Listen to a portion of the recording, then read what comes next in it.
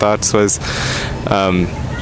you guys are spending so much time outside of your normal work career and everything on this, but outside of oral stories and these traditions, have there been other things that have come to your mind within cultural restoration and maintaining that heritage that also interest you, that you think would be very important to maintain, whether it's like with architecture or anything else that you see that is very important or like core to the culture as you see it, Newari culture?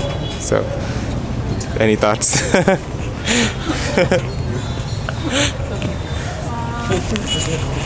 So, like we said earlier, most of our culture is mostly linked with our day-to-day activities. Like in past, most of the people, they worked in agriculture fields, so they worshipped rain god.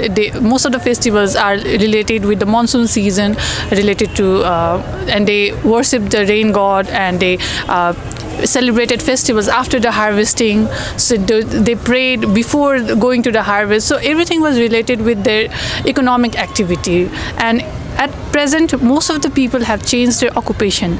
So what happens is there is a shift in the occupation, so there is no need of doing like pray to the monsoon god. So in that way, these rituals are missed somewhere.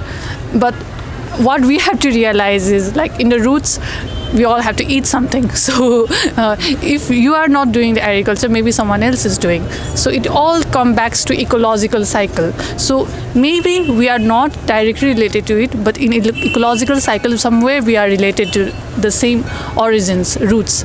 So in that way, I think it is more, we have to see in that way as well.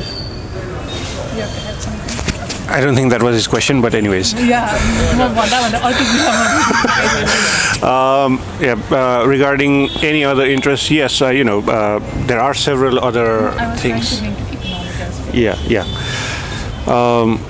Continuing from what she said, in the past, all the rituals here, everything was carried out by gutis. Guti comes from the Sanskrit word goshti, so it literally means a community, communal. It was a communal organization,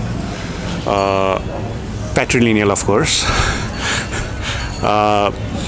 and all it took care of the management of all the festivals and everything, right?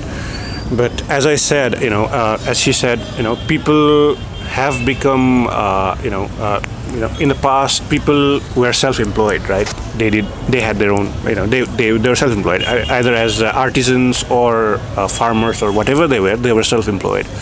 Now most of us are employees, and so what that does is that you do not get to choose when you become free, right? Your office decides when you're free, right? So that's also one of the reasons why many of the rituals and the festivals have been dwindling, because there's not enough participation, because people are not free to participate in those rituals because they have offices to go to, so that's also one, carrying on from what she said, right? We actually we were so passionate about the heritage, and we have to build. And regarding that 3 months time and so on, we actually, when we made as a volunteer, we realized that there are stories here, right? And these stories, they are like traditional practice going on in this monument. And there are some gutis, they practice their usual routine every year. And then we realized, hey, we didn't know about it. We should put this forward, and we should share these stories. And then we started doing our research. We did our research, and then we did our Bahani investigation.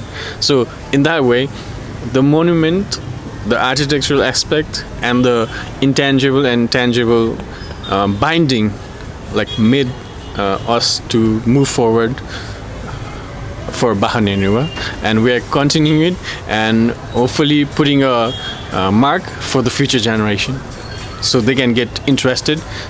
So it's better to start with the kids than the adults. So yeah, that's the thing.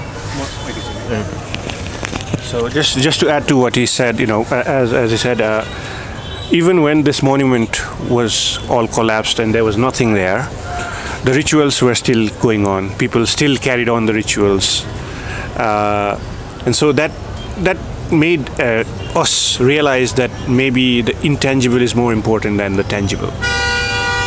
What defines our culture is not the tangible, but rather the intangible, right? And so it's it's important, yes, to preserve the tangible, because it gives a shape to the intangible. It makes the intangible that much. It gives a significance, or it gives meaning to the intangible. But a tangible monument without the intangibles is of no use, right? So that's also one of the reasons why I think we decided to focus on the intangibles and the stories.